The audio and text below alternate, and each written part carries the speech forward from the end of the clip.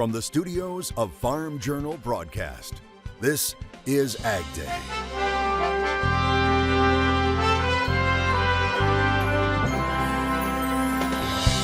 It's a conversation that could save a life. And I had no idea that farm spouses had thought about death by suicide. The realities about mental health on the farm. The Senate sends a message about beef imports from Paraguay.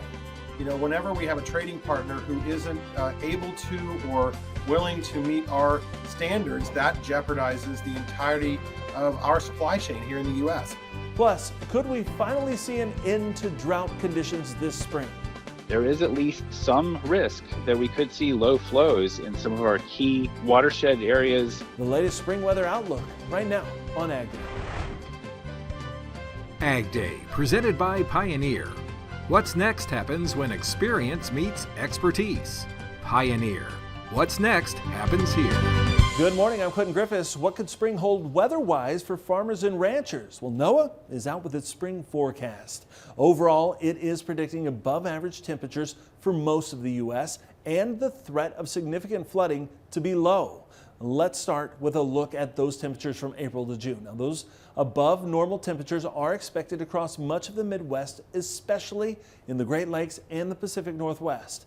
Now, what does this mean when it comes to moisture? Precipitation is expected to be above average in portions of the Central Plains and the southeastern U.S., while the Pacific Northwest and Southwest will most likely see precipitation below the seasonal average. However, forecasters aren't expecting any significant flooding across the northern plains or the upper Midwest. A pretty benign spring flood outlook given that antecedent drought from 2020 through 2023 as recovery from that continues, and then the relatively dry winter and snowless winter in some of the key watershed areas of the upper Mississippi Valley. That brings to mind the possibility of having a third consecutive year of low river flows, especially late summer into autumn in parts of the Missouri, Mississippi, and Ohio valleys. That's a little bit too early to get a real good handle on, but given some of these antecedent conditions, drought in the upper Midwest and long-term drought looking further back, there is at least some risk that we could see low flows in some of our key watershed areas of the Mississippi and extending into the navigable waters of the middle and lower Mississippi Valley and the lower Ohio Valley.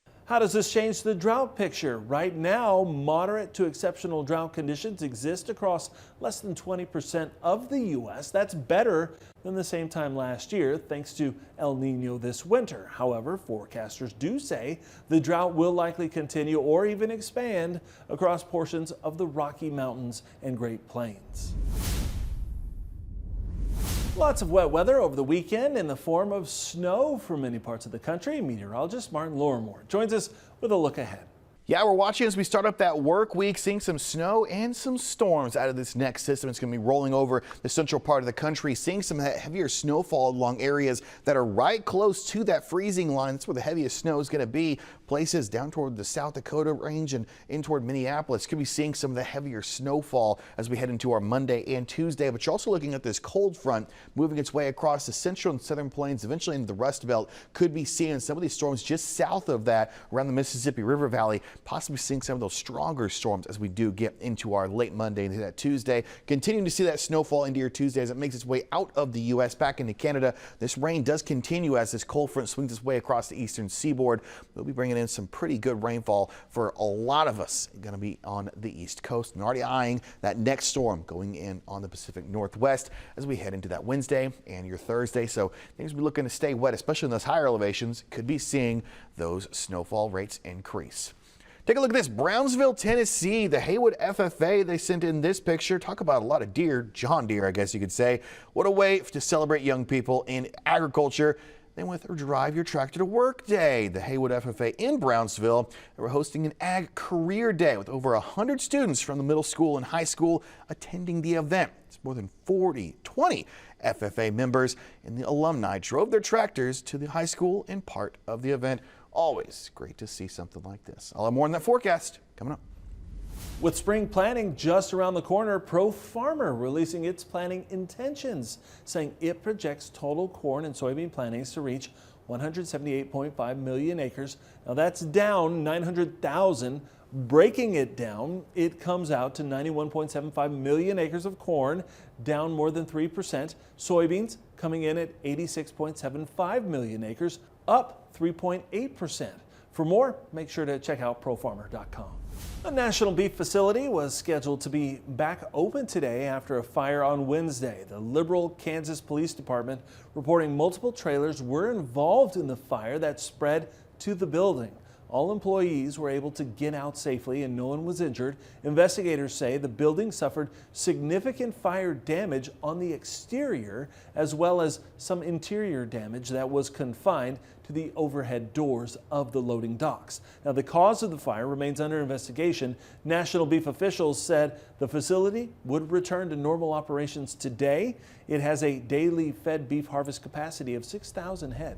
The Senate last week voting to overturn a Biden administration rule allowing the U.S. to import beef from Paraguay.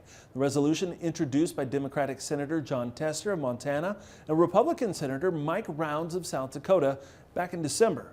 AgDay's Michelle Rook joins me. Michelle, lawmakers say Paraguay's recent bout with foot and mouth disease raised some concern. Yeah, that's right. Both lawmakers and U.S. cattle producers are concerned not just about foot and mouth disease, but any foreign animal disease that might be transmitted from Paraguay or any other country because it could be disastrous. Cattle industry groups red flag the lack of inspections in Paraguay and the risk that presents to the health status of the U.S. cattle herd. That's why they fought to get the ruling allowing fresh beef imports from the country overturned. It was an inappropriate action to allow Paraguay in, given the lack of inspections in the last 10 years of their supply chain in country and their ability to meet our high standards here in the U.S. Imports of beef from Paraguay had not been allowed since 1997, but in November, USDA's Animal and Plant Health Inspection Service made the ruling to allow sales because the region had not reported a foot and mouth case in over a year.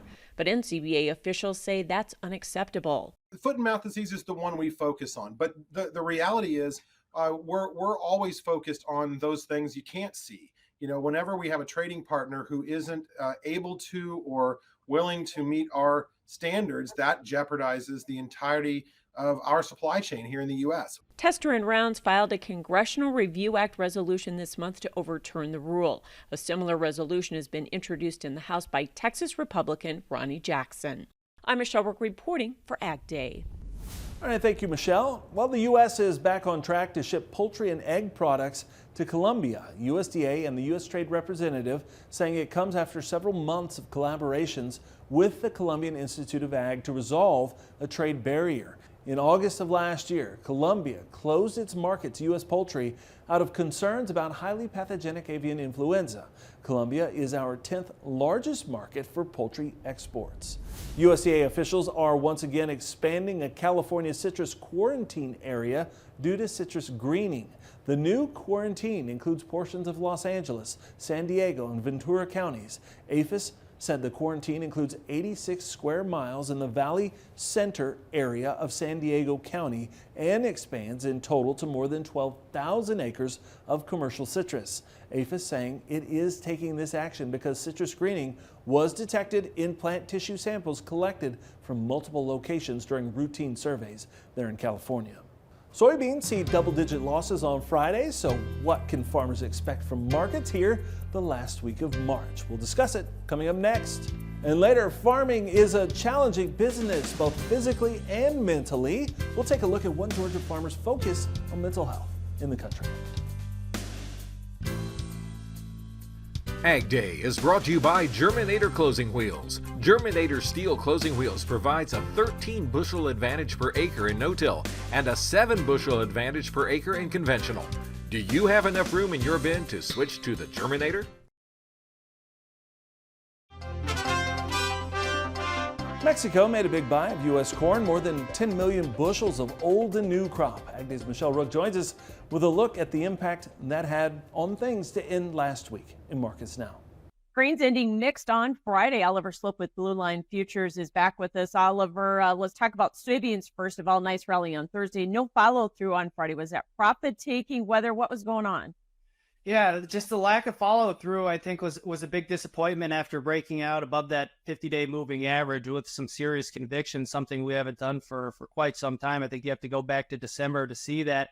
And the lack of follow through, I think, just encouraged a little bit more profit taking from any recent dip buyers ahead of the weekend. On top of that, you also have April options expiration that may have played a role in things. A lot of times going into options expiration, you tend to see some of these markets gravitate towards those psychologically significant round numbers. So wheat was able to close higher on Friday, despite the fact that we had a sharply higher dollar index. And so, why do you think we were able to turn?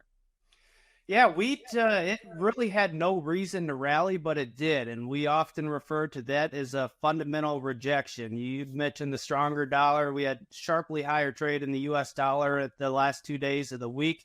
We had a very disappointing export sales, but the market was able to rally. So potentially we kind of had a purge of bad news and had some short covering into the end of the week, which I think is really encouraging. Right. So we start a new week with end of month, end of quarter, the big reports coming up. What kind of volatility do you expect to see? What's already priced in on these reports?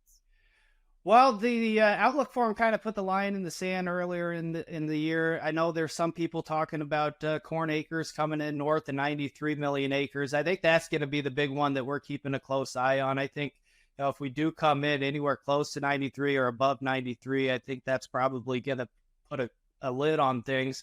But then, as you had mentioned, there's still a lot of uncertainty out there. And Iowa looks dry right now, obviously very early in the year. But the National Weather Service and their 3-month outlook does show above normal temperatures with, I think, just a little bit less than normal precipitation. And with where they're at right now, that could be cause for concern.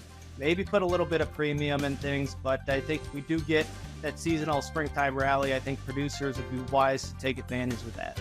Thanks for joining us, Oliver Slope Blue Line Futures. And for more market analysis, you can go to our Markets Now podcast.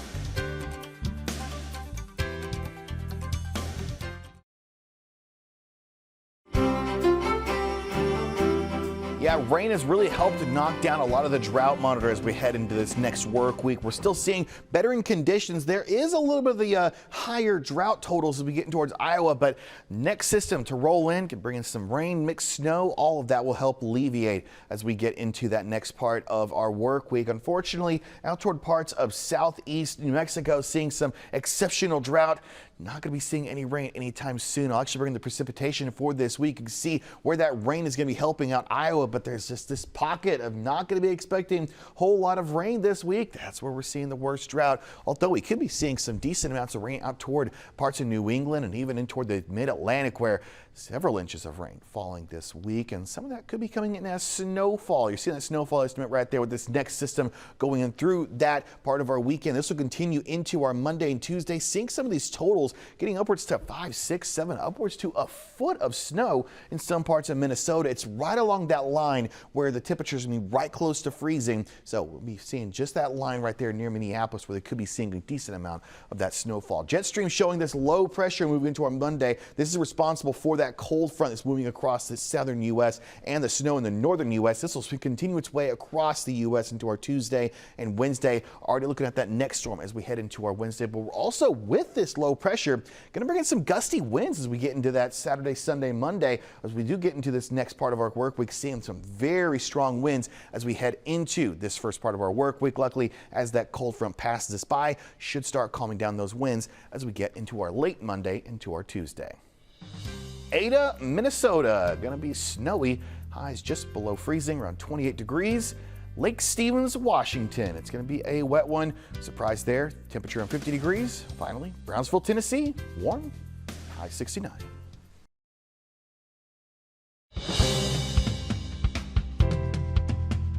You never know what you're going to see hit the auction block in the used equipment business, as Machinery Pete recently found out. Well, I'm on the road again this week, folks. I'm down in Missouri covering a late model dealer auction. Watch our Machinery Pete YouTube channel for the highlights. But, I got to say, 34 plus years I've been tracking auctions. Real fun. It's just on a daily basis, never knowing the different types of equipment you're going to run across. Different parts of the country, different farming operations. Now, let me share a couple of unique items that I saw sold last week. So last Thursday on a farm auction in Shepherd, Michigan by my friends at Socorro Auction Service, this Meyer 9524 Crop Max Tandem Axle Organic Litter Spreader sold for $90,000. So pretty big check there. That same day, last Thursday, on a vegetable farm operation out of Hartville, Ohio, with over a 100-year history on it, a sale by Kiko Auctioneers, this New Holland 5610 custom narrow front tractor, stretched, set up for working vegetables, sold for $7,200, and I think that's the first New Holland 56 stretched tractor I've ever run across. Pretty cool. Also last Thursday, if we hop down to Wisdom, Kentucky, on a farm auction by Iron Brothers Auctions, this 2019 Harvest International PB 6015 48-row 15-inch precision planter, $235,000. Another big check there. So those items were last Thursday. Now the day before, last Wednesday, on a farm auction down in Vanceboro, North Carolina by good folks at Jason Aycock Auctioneering, they sold this 2023 Amadas 2120 Peanut Combine, 6-row 36-inch, had done 500 acres last year, went for $185,000, another big check there. And I don't see many peanut combines sold up my way in Minnesota. Incidentally, that same auction last Wednesday in Vanceboro, North Carolina, they also sold this New Holland Roll Belt 450 round baler, like new condition, $41,000, all-time record high price on a Roll Belt 450.